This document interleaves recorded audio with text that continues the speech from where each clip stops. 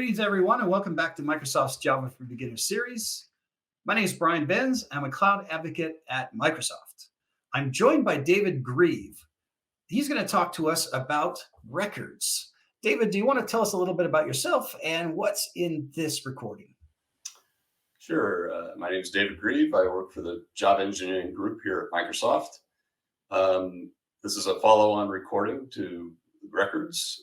In this particular recording, we'll dive into records a little more deeply. We'll actually use JShell to explore records.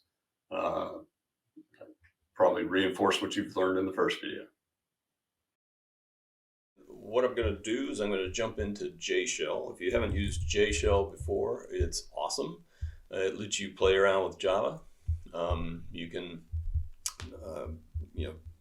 type in pretty much any Java thing, and it is immediately evaluated and the results are printed there on the screen.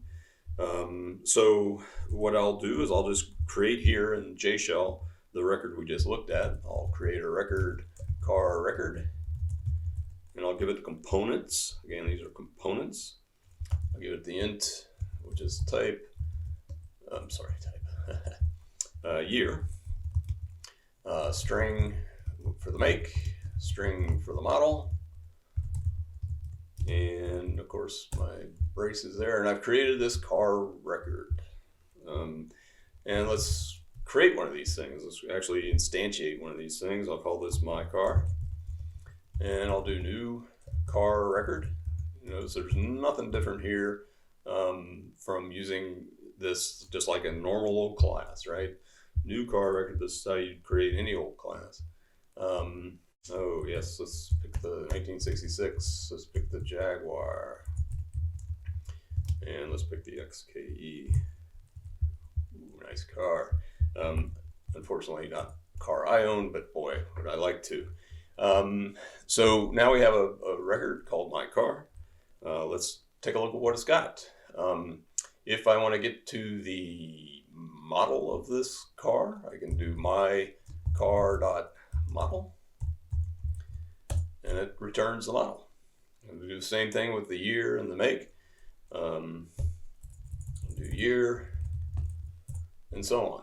So you notice that the difference here between what I had in the plain old Java object, which was a get year or a get model, this is just the name of the component. This is a more modern approach to Java. The whole get method thing came out a long time ago, part of Java Beans. So I think this is much easier, to more modern way of approaching the accessor methods. Let's see. Let's look at equals here. So let me just create another car. I'll create my other car.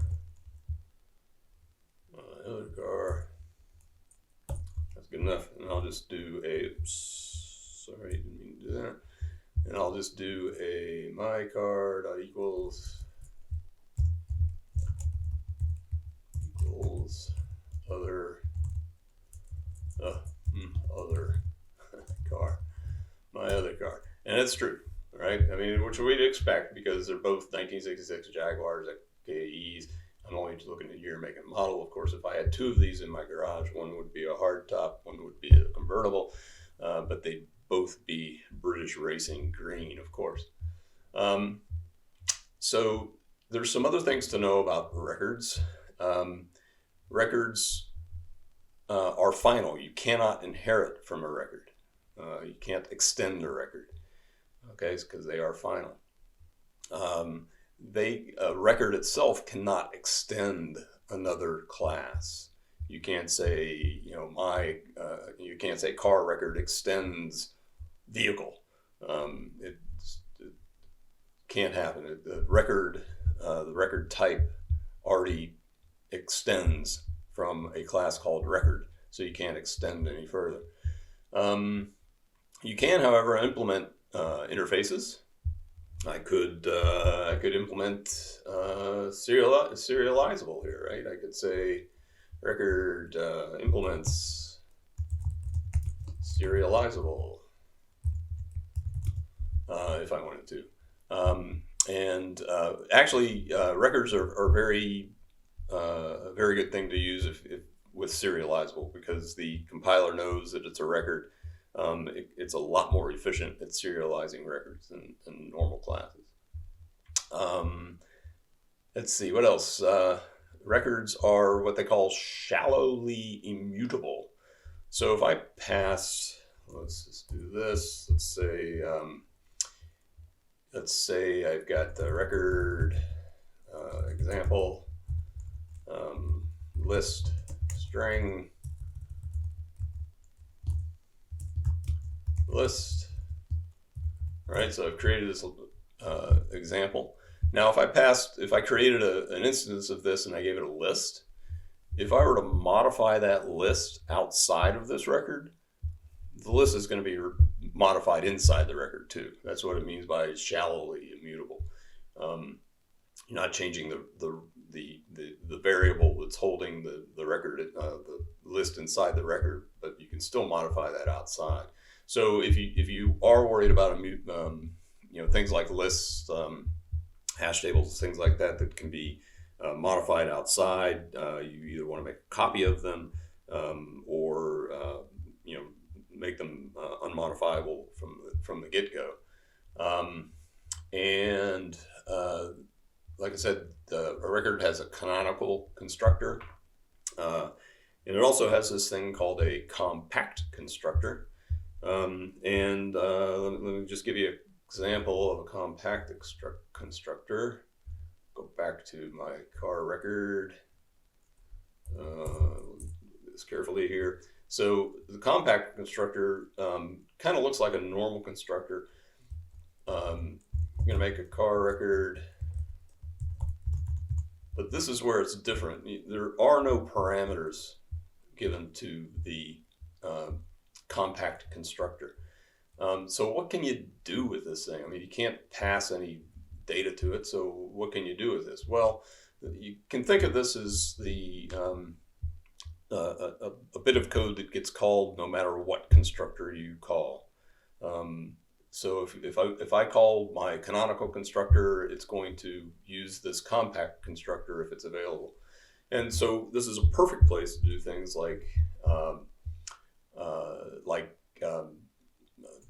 variable validation, right? You want to validate the data that's being passed to this. So I could say objects dot require non-null make. Right. So now if I create a my car, let's just do it this way. My car. Just cheating here. If I pass null here, boom, it's going to. Oops. Already had a my car, I guess not. Or my car. There we go. An exception says requires non-null, and that's coming from here, right?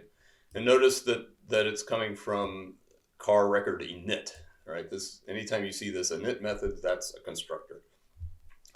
So that's the compact constructor. Great place to glom onto to do validation of the parameters that are being passed. Thanks, David. That was great. So that's part 2 of records. Check out the first part, and also check out the other topics in Microsoft's Java for Beginners series. Thanks, Brian.